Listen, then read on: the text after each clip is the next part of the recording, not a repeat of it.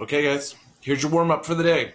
It is evaluate. It's that fourth and final part of a critique. It's the whole point of a critique to decide whether or not it's a successful piece of artwork.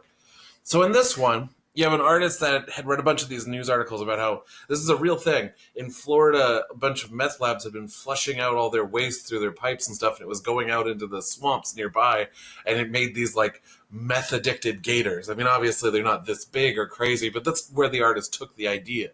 So you have a gigantic alligator with meth crystals coming out of the back of him attacking Disney World. He's even got the monorail in his hand there. I would say this is probably supposed to be humorous, supposed to be funny. Do you think the artist is successful? Do you think that idea comes across clearly? Could it be done better? Do you have better ideas than him? Or do you think it's just pointless? Anything counts. It's your opinion. We just want to know what your opinion is. You know, like at this point, you've already done a description. You've already done a visual analysis of like where things are balanced and how you use depth and, you know, colors and all that sort of thing. You've already talked about the interpretation of it, of what do you think it means. Now, do you think the artist succeeded? Were they successful? That's what we want to know. So take about 5 minutes, write 3 or 4 sentences, and we'll get right back to you.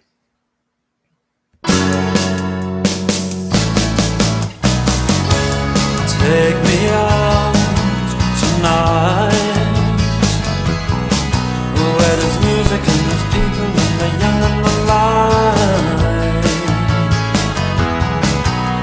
Driving in your car, I never want to go home, because I haven't got one anymore.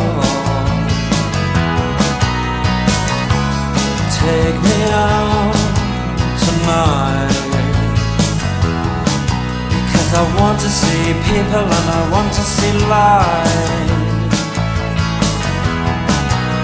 Driving in your car, oh please don't drop me home, because it's not my home, it's their home and I'm welcome no more.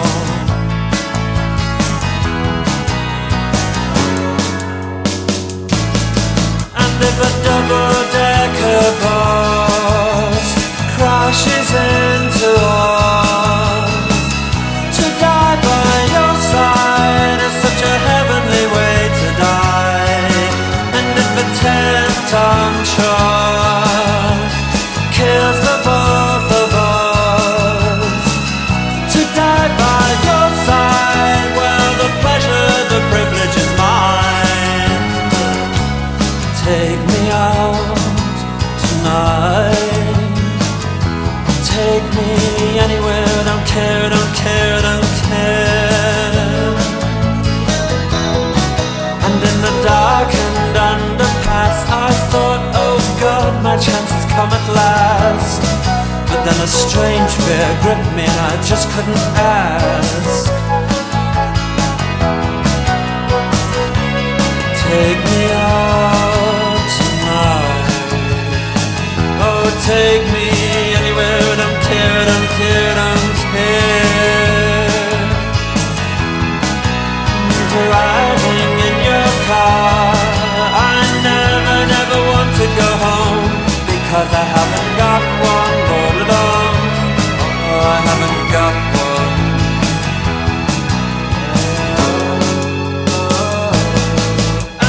Double-decker bus crashes into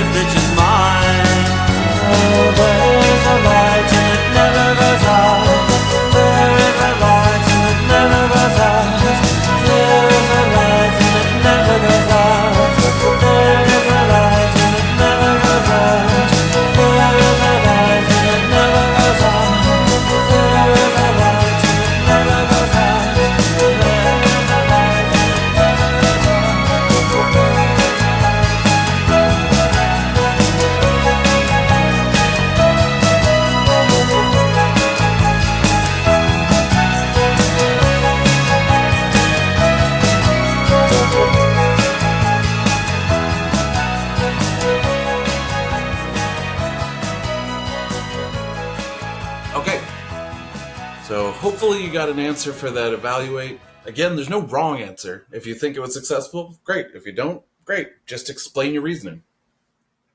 All right, so what we've been working on is the elements of art, and we've been kind of laying them out in the order that you use them to draw or paint with. So you start out with a basic line drawing to build your structure, your frame. And you use shapes to make those a little more three-dimensional. Then you add value to that, give it a little bit of depth, and that gives it form. So we want to make sure things have that form in 3 dimensions. And that's like shape and value are working together to create that. So now we've got a 3-dimensional shape with believable shadows. Great, but everything is the exact same texture, which just isn't realistic. When you go out in nature, everything has a different way it feels. Like it's another one of our senses, like sight and touch. We can really tell how something's going to feel by the texture and the look of it. So today we're going to do an exercise that's going to help us start to learn how to do texture and understand what's involved with creating a more realistic texture. So what I've got here on the paper is 6 cubes drawn out. And I'm going to have you guys do this, but you don't have to start on it right now. I want you to see what's involved first.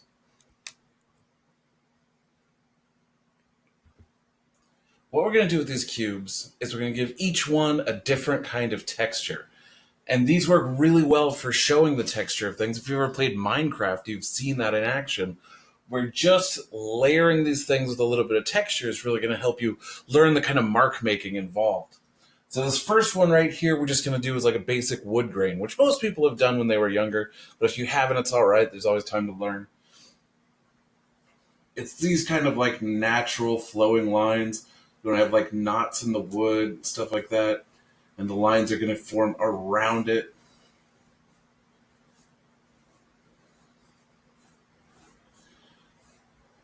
So the kind of line and texture you're going to make is definitely going to decide how this thing feels.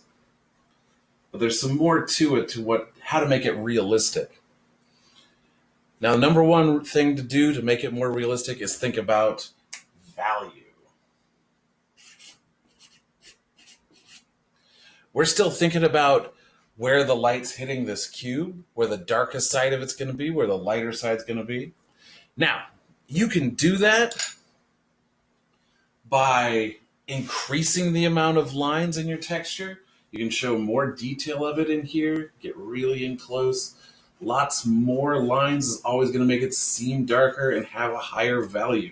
So we know that this side's lighter and the shadow's over on this side back here.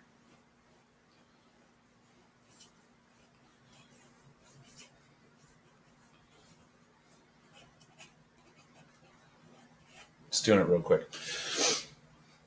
So that's one way to show value. The other way of showing value is to put the value on the cube first, then do the texture on top of it. So let's say we got something that's a little more, let's see what else we got. Yeah, something like this. So we're actually going to just add the value first, just shading it in. Since I'm using a marker, it's going to be a pretty rough shade, but you get the idea. We're going to say this far side over here is going to be the one in the darkest shadow. We're going to say the top is going to be a kind of a mid-tone, so it has a little less value to it. And the front's going to be our light side, so I'm not going to have to add anything extra. Then we can just add our texture on top of that. Let's use a little bit darker of a pen. We give this like bubbly surface.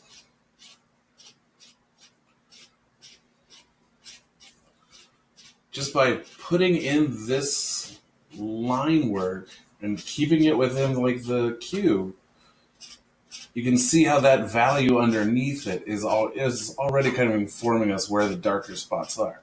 It's showing through that texture. So this one's more letting the value show through, where this one's creating the value with the texture. There's 2 different ways to do it. It kind of just depends what line work you're doing, what you feel more comfortable with.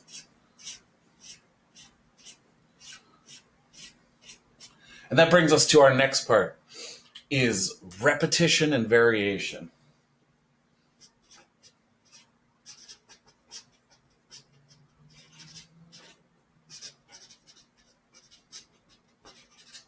Now, a lot of the times with a texture, you create it by repetition, by using the same kind of mark over and over and over and over again. Especially things like fur and bubbles and cracks and things like that. It's just the same kind of line over and over. But by varying it, by not having the exact kind of line, it gives it a more naturalism. It makes it feel less robotic. So where, let's say you've got something with like hair on it going this way, just having it go straight across like this, it gets the idea across, but to make it really feel like hair, have a little bit of flow to it, have a little looser of an edge. That same kind of expressive line where I was talking about, that's where that goes. And you just give it this little bit of like it's blowing in the wind or something like that. Gives it a much more naturalistic flow of this hair.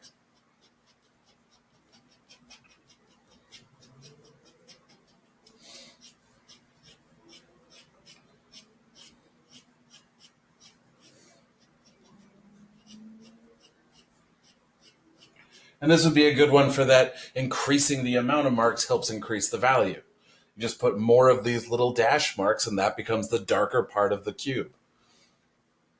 And the third thing, and the one I really feel is the key to texture, like to really getting it right, is the edge.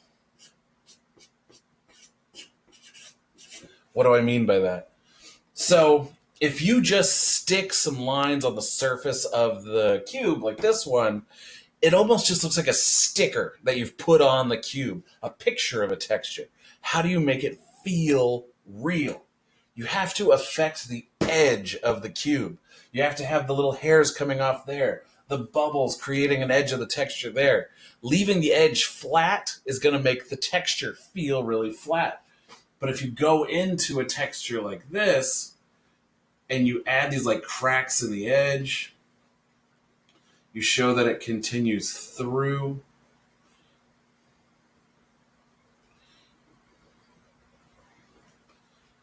Pull you in a little closer so you can see. Suddenly when you break the edge, it gives that texture so much more life. Makes it feel much more real. Because it almost feels like the person could touch it. They get that sense of how it would feel better. And that's what you're trying to do with a texture. You're trying to give people a sense of touch through their eyeballs, which is not that easy. All right? So these are the big three with creating realistic textures. A change in value. And we've already done that with the sphere. We talked about parts of the shadow. There needs to be a light direction coming from one way, and that puts the shadow on the farthest side from it. Easy peasy. Repetition and variation. It's the same mark over and over again. You just change it up a little bit to create things like density and movement. And then very last, affect the edge. Affecting the edge of it is what creates a very realistic texture. All right? So in your sketchbook or on a piece of paper, I want you to do 6 individual textures.